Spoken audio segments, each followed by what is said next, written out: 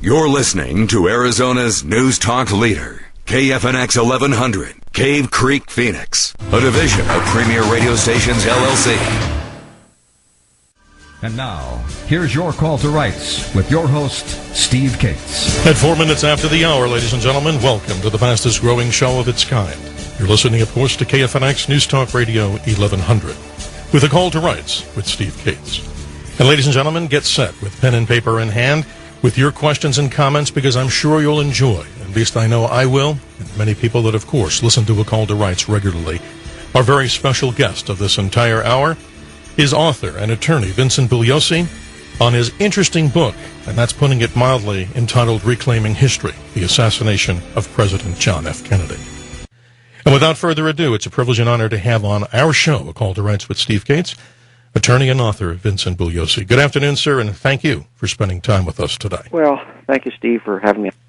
Well, we really do appreciate your time, sir. And, you know, this book, I mean, many people who look at it say, wow, this is like a lifetime of research. I understand correctly, sir, that you started doing this research, about 20 years ago before it was published? Yeah, well, I started in 1986 when I, quote, prosecuted Oswald in London. 21-hour docutrial, we called it. Jerry Spence, you've heard of him, Steve? Yes, I have. Yeah, well, he defended Oswald. We had the original Warren Commission witnesses, a regular federal judge, no script, and Spence and I worked on it for about 5 months. He himself has said the same thing that I have, that we worked on it as hard as any murder case that we've tried in our career. So we were very, very serious about it. The Dallas jury, they were out for, I think, 6 hours, and they came back with a verdict of guilty against Oswald.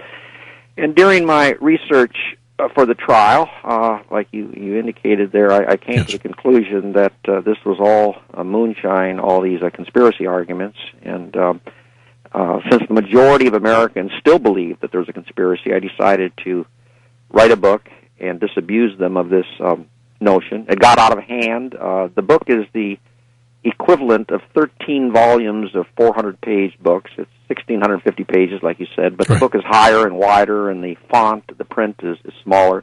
So it got out of hand, but it's my magnum opus. Tom Hanks is now doing an 8-hour miniseries for HBO based on Reclaiming History. Mm-hmm. But it's the type of book that no one really reads the whole book in.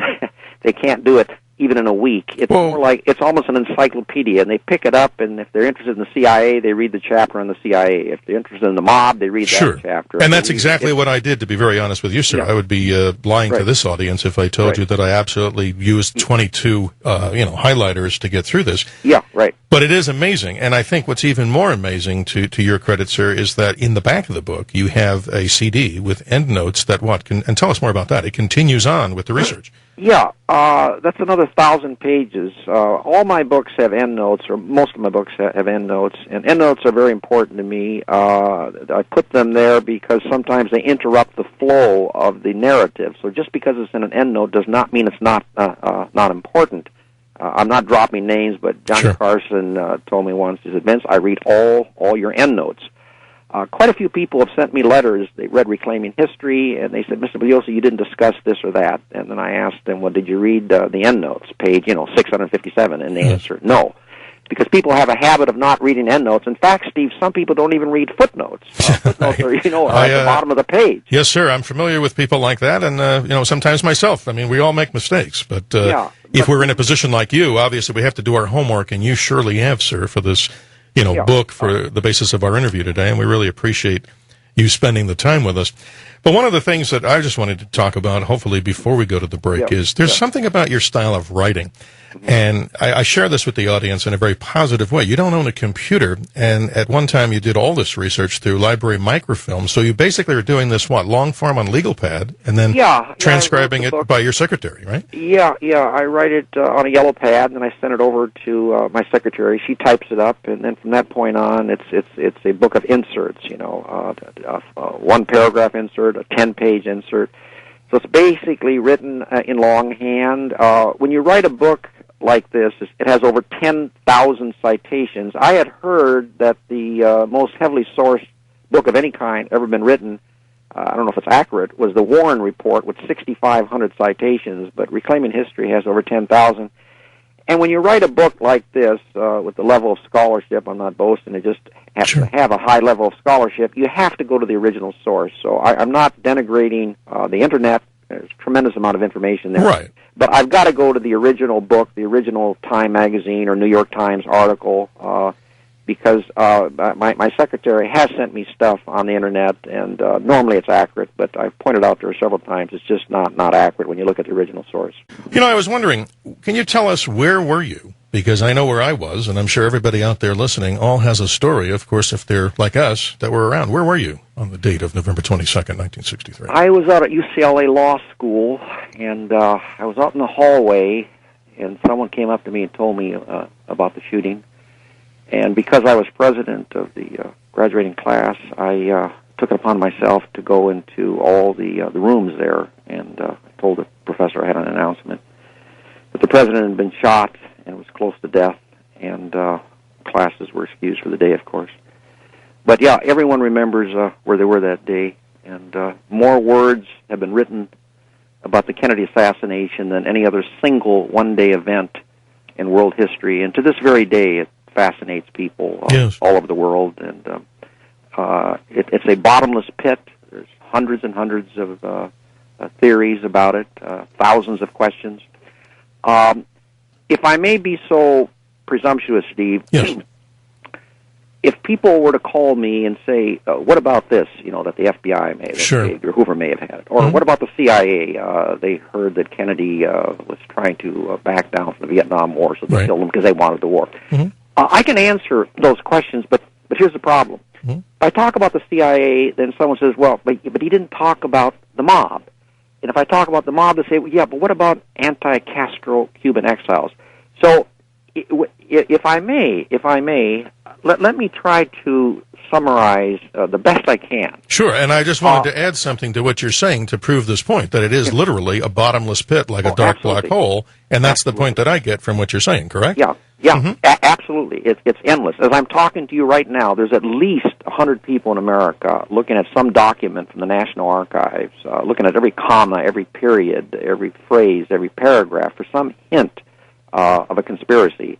Books are coming out still, several books every year, magazine articles. It never, ever ends. Correct. Time magazine was generous enough to me to give me 3/4 of a page. I'm being sarcastic, of course. 3/4 of a page to summarize this case. You follow? Yeah, right. I get it. But let me address myself to the two key issues, because the things that I'm going to be saying, particularly in the area of conspiracy, are equally applicable to all theories, as opposed to my talking about one and then someone saying, yeah, but he didn't talk about the other. Exactly.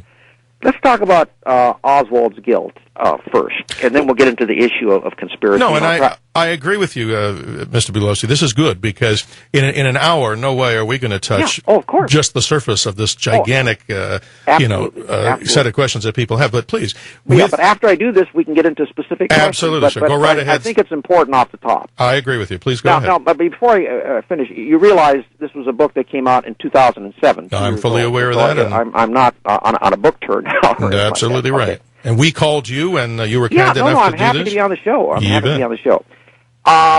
Talking about Oswald's guilt, I learned as a prosecutor, and actually it's just common sense, you don't have to be a prosecutor, that when a person is innocent of a crime, chances are there's not going to be any evidence at all pointing towards their guilt. Why? Because they're innocent. Exactly. But now and then, because of the nature of life and the unaccountability of things, now and then you'll find one piece of evidence, strong piece perhaps even, pointing towards guilt, even though the person is innocent, and in rare situations, maybe even 2 or 3 pieces of evidence pointing towards guilt, even though the person is innocent. But with Lee Harvey Oswald, Steve, everything points towards his guilt. In Reclaiming History, I present 53 separate pieces of evidence that point towards Lee Harvey Oswald's guilt, and under the circumstances. Right, and I highlighted those in your book specifically. It wouldn't even be humanly possible for him to be innocent. At least not in the world in which we live. I'm talking to you now, and you can hear me. There's going to be a dawn tomorrow. Not in that world. Only in a fantasy world can you have 53 pieces of evidence pointing towards guilt and still be innocent. Overwhelming, right. Yeah, let me just give you a couple of them. Please. And then we'll get into the conspiracy. Number one, it was Oswald's rifle that was the murder weapon, the Mannlicher Carcano. And I know you have a question to ask me about this, Steve. Because, I do.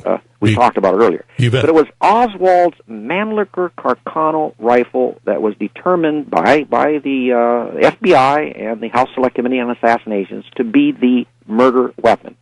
Number two, he was the only employee at the Book Depository building who fled the building after the assassination. The only one. Mm-hmm. Number three, 45 minutes later, as we know, he shot and killed Officer J.D. Tippett of the Dallas Police Department. Correct. Who pulled his car over and wanted to question Oswald.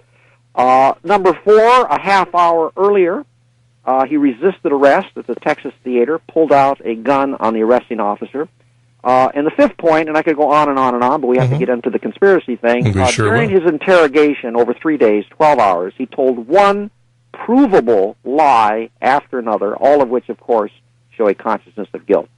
So under these circumstances, I have no doubt that Lee Harvey Oswald killed President John F. Kennedy. Now, on the separate issue of conspiracy, there's no credible, let me underline the word credible, there's no credible evidence that any of the groups believed to be behind the assassination were in fact involved in the assassination. Over in London, Spence trotted out, he didn't directly accuse the CIA or the mob, but he implied that many of these groups were involved in the assassination. And I told the jury, number one, that he kept his Stetson hat on the console table. He didn't put it on the head of the CIA guy, because if he did, ladies and gentlemen, you would laugh at him. But he certainly implied that all these groups were involved. And I told the jury, among many other things, I said, listen, folks, I said, I'll agree that 3 people can keep a secret, I said, but only if 2 are dead. Yeah. And here we have now a great number of years later, and not one single sentence, not one syllable of credible evidence is leaked out that there's a conspiracy. And these are some of the things I pointed out to Time magazine. No, this is fascinating information here. Okay. And number 2. Go ahead. I'm sorry. No, go ahead. Number 2, there's no evidence, no credible evidence at all that Lee Harvey Oswald had any contact with any of the groups believed to be behind the assassination. And believe me, from the moment that Oswald arrived back in the United States, I think it was June the 13th, 1962. From that moment on, he had defected to the Soviet Union. By the time he arrived, from the moment he arrived back on June 12th, 1962, the FBI examined every breath that this guy breathed. They were watching him, right? 25,000 interviews, and they found no evidence that Lee Harvey Oswald had any contact or association with the groups believed to be behind the assassination. Number 3, let's assume that one of these groups decided to kill Kennedy. On its face, I think it's preposterous, but let's make that assumption. One of the groups, the mob, said, let's kill. A lot of people hated this president, right? They didn't all love him. Right. Oswald, Steve, would have been one of the last people on the face of this earth whom they would have selected to be their hitman. Notoriously unreliable, unstable, not an expert shot. He was a sharpshooter. The conspiracy theorists have lied and said he couldn't hit the broadside of a barn, but he was a sharpshooter. Fired 212. He was a sharpshooter when he was in the Marines, but he was not an expert shot. He had a $12 mail order rifle, but as I say, most importantly, extremely unstable. Here's a guy, Steve, that defected to the Soviet Union pre-Gorbachev. Even today, who in the world defects to the Soviet Union?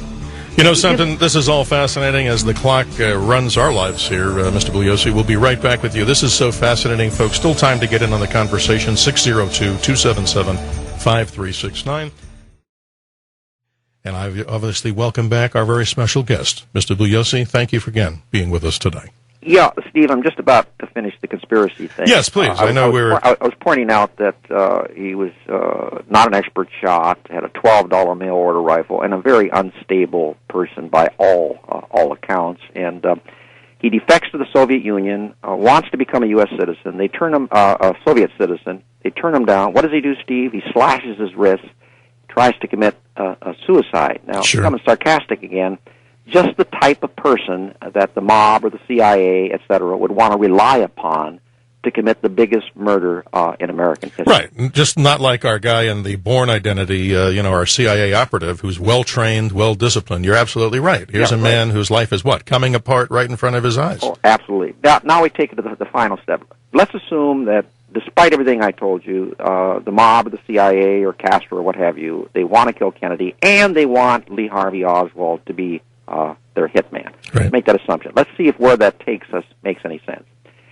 After Oswald shot Kennedy and left the book depository building, one of two things would have happened, Steve. Mm-hmm. Let me tell you the least likely scenario first. The least likely scenario is that a car would have been waiting for him to drive him down to where Mexico, Costa Rica, wherever it is. Yeah. Obviously, the conspirators would not want their hitman to be apprehended by the authorities and interrogated. I'd want to get out of town. You bet. Yeah, that's the least likely scenario. The most likely scenario, you're a very bright guy, Steve. You already know what I'm going to tell you. The most likely scenario, if the mob or CIA or FBI or whoever had Oswald kill Kennedy for them, there would have been a car waiting for him to drive him to his death. And yet, I mean, you know that would have happened. And yet, we know that Oswald was out on the street with $13 in his pocket trying to flag down buses and cabs. Any rational person would look at that and say, come on, there obviously was no one behind Lee Harvey Oswald.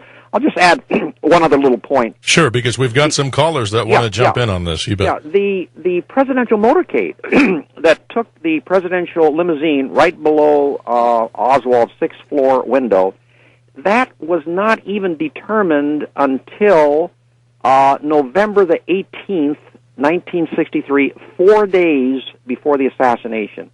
And it stretches credulity to believe that a conspiracy that would have had to have taken place of this enormous magnitude and importance would be commenced within 4 days of the assassination. That doesn't make any sense. And I give many other reasons. I give 32 reasons in the book. No, you do pointing away from a conspiracy. An awesome job here. I mean, this is so incredible that everything is documented here. I mean, this is really good journalism and really good writing, in our opinion. And it obviously goes on the Call to Rights bookshelf, even if it's 2 years after its initial printing. But let's go to the phones now. We have Tony in Phoenix. Tony, you're on with author and attorney Vincent Bugliosi on Reclaiming History, the assassination of President John Kennedy. Welcome, sir. How are you? Yeah, thank you, Steve, and thank you, Mr. Bugliosi. Yes, sir. I really want to commend you for your very in-depth investigation research of this subject here. Right. I have to ask a question, though, since you would probably at least have some of the man's inner thinkings as far as Mr. Oswald goes. Yeah. I have to ask the question, what was really the drive behind this man, him being the lone gunman in this case, what was his incentive, his inspiration, and what would his payoff be if he were to assassinate the President of the United States? Yeah. That's a good question. Yeah. Is your name Johnny? It's Tony. Oh, Tony. Yes. Tony, you asked a question that I can't answer. I can't answer why Lee Harvey Oswald did it. Even if he were alive, of course he's dead, even if he were alive, he may not be able to tell us all of the feverish things going on in that muddled mind of his that led him to this monstrous act of murder. But there are some things that we do know. In my book, I discuss this in considerable depth, but I'll just mention a couple things. Number one, Oswald viewed himself as a historic figure, someone who wanted to not just create a ripple, but change the tide of history. In fact, he had a diary, and it was called the Historic Diary. His wife, Marina, said that he read the books, the great biographies of the great men of history, and thought that he one day would also become a great man. So he had delusions of grandeur. The Warren Commission and the House Select Committee felt that his love for Castro played a role in the assassination, and I agree with them on that. He revered Fidel Castro.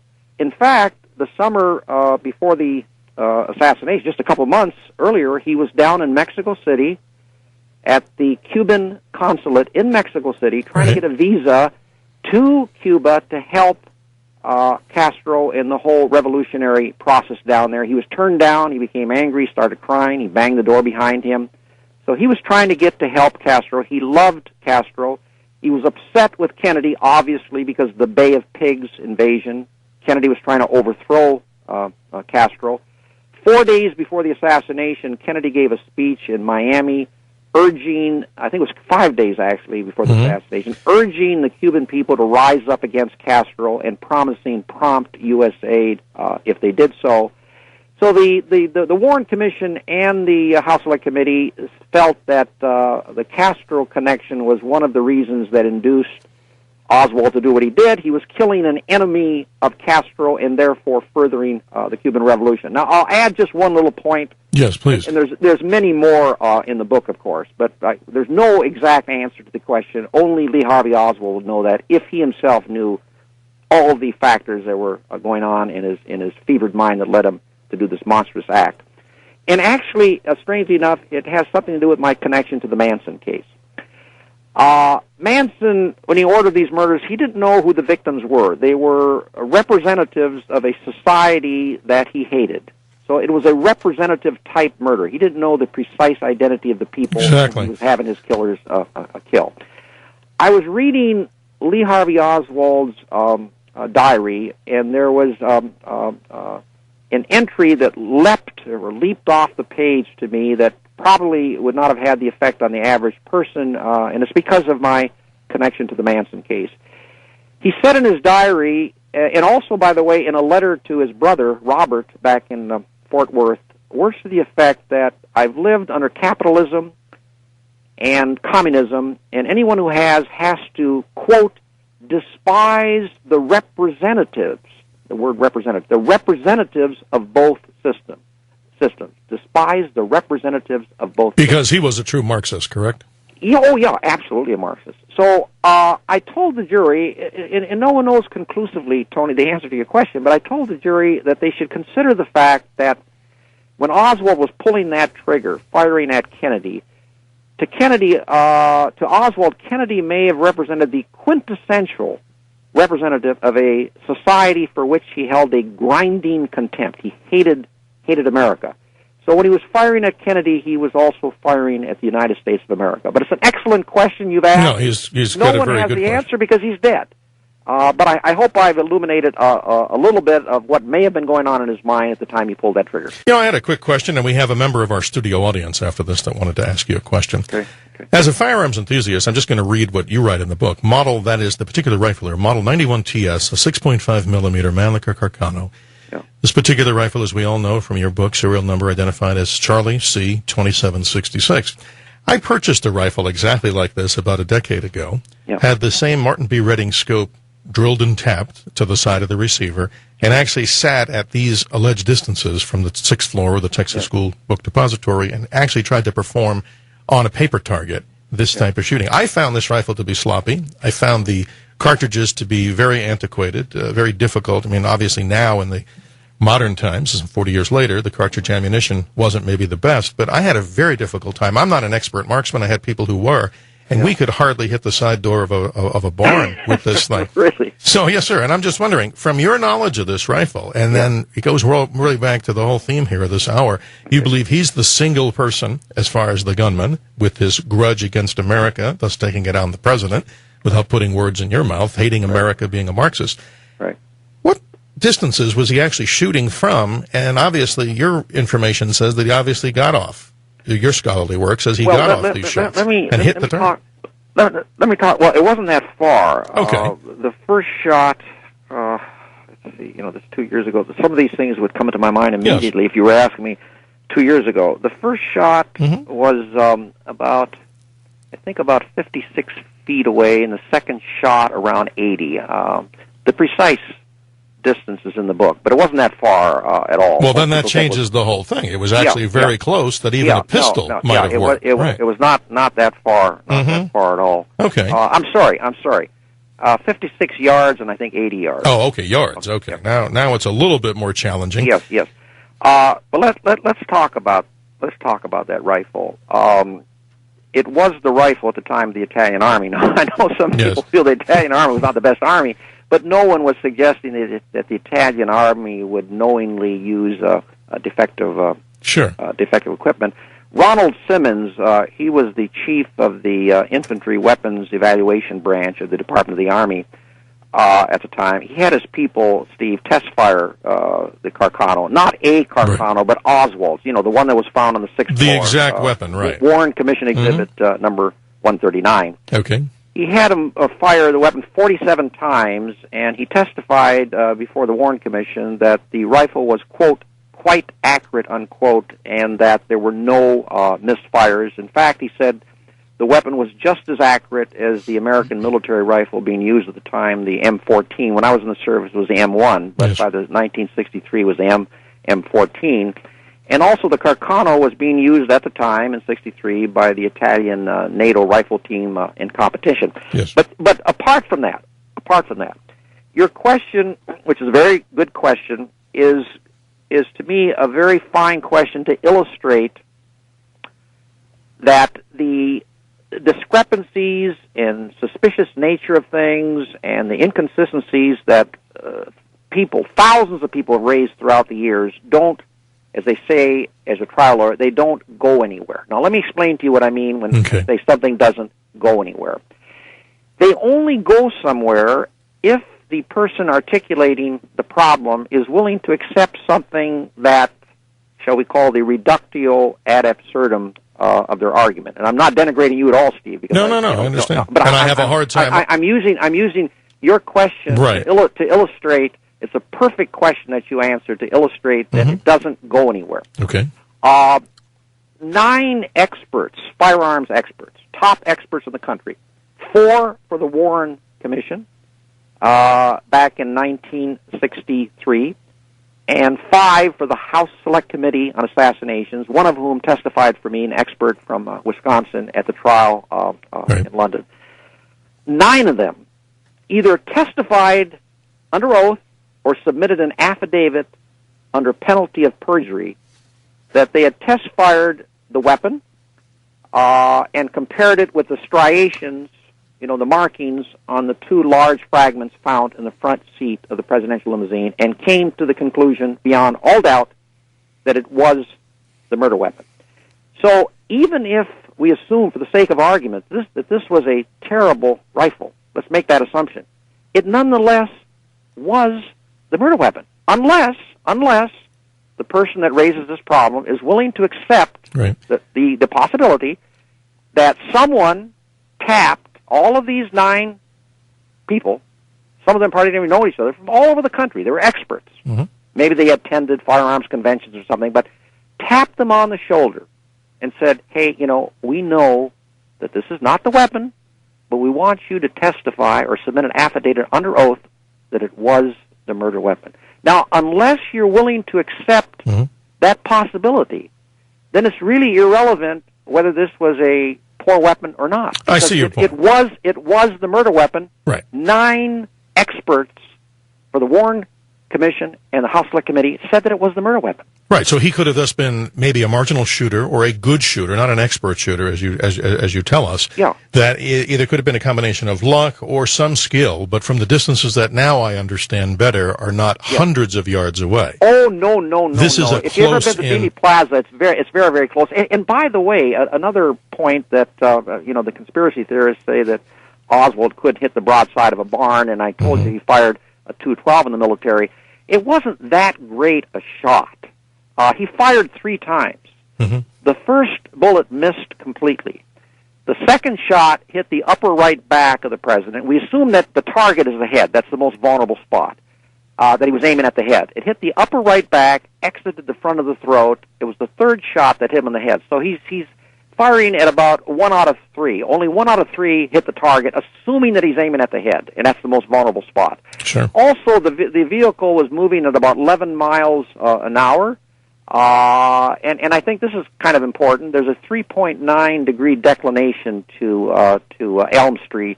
The relevance of that is that it eliminates the necessity of elevating the muzzle as the limousine got farther away from the 6th floor window. Very interesting. Never knew that. And if you pick up a rifle on the 6th floor window, or assume you have a rifle there, the barrel's on a straight line down Elm Street.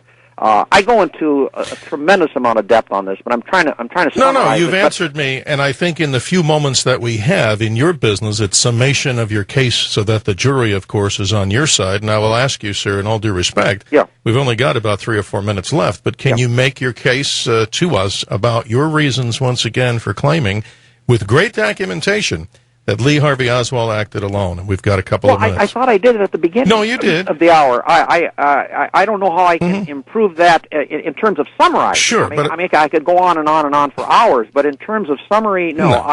Let me say this. Let me say this. At its core, I believe this is a very, very simple case. Lee Harvey Oswald killed Kennedy and acted alone. And I must say this. Right, and this is what I wanted. You bet. I must say this, that within hours of the assassination, all members or the leaders of Dallas law enforcement, I'm talking about the Dallas PD, Dallas Sheriff's Office, local office of the FBI, concluded, they had no doubt, that Oswald killed Kennedy. And within a day or so, after they learned the background of Oswald and what a complete nut he was, they came to the conclusion that he acted alone. Chief Justice Earl Warren, he was a former prosecutor, if you know that.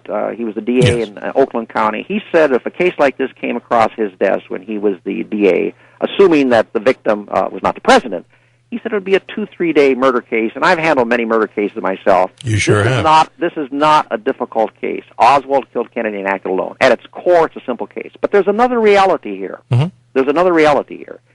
Because of the unceasing passion and obsession of conspiracy theorists and Warren Commission critics, thousands of them throughout the years, that have investigated every single conceivable aspect of this case and put it under a high-powered microscope, splitting hairs and then proceeding to split the split hairs and making hundreds upon hundreds of allegations. This essentially simple case has been transformed into its present form, and its present form is that it's the most complex murder case by far in world history. Now, I was telling you about endnotes. Yes. In manuscript form, one of my endnotes, we're not talking about the 1,600-page book now, one of my endnotes in manuscript form on acoustics, just one endnote, is about 120 pages with 60 footnotes. You follow? I do. So we have this case which at its core is a simple case, but it's been transformed now into an unbelievably complex case. This is the book, the Reclaiming History, the only book, I'm not bragging, the only book that covers the entire case. The case is so vast that people spend 10 years and write one book on just the CIA, their alleged involvement. This book answers every single question that anyone would ever want to have about the case, plus 100 that they didn't even think about. Well, I wish we had more time. Story. Right, and God bless. I mean, this is just awesome journalism, awesome reporting. And again, sir, I want to salute you for being the guest here.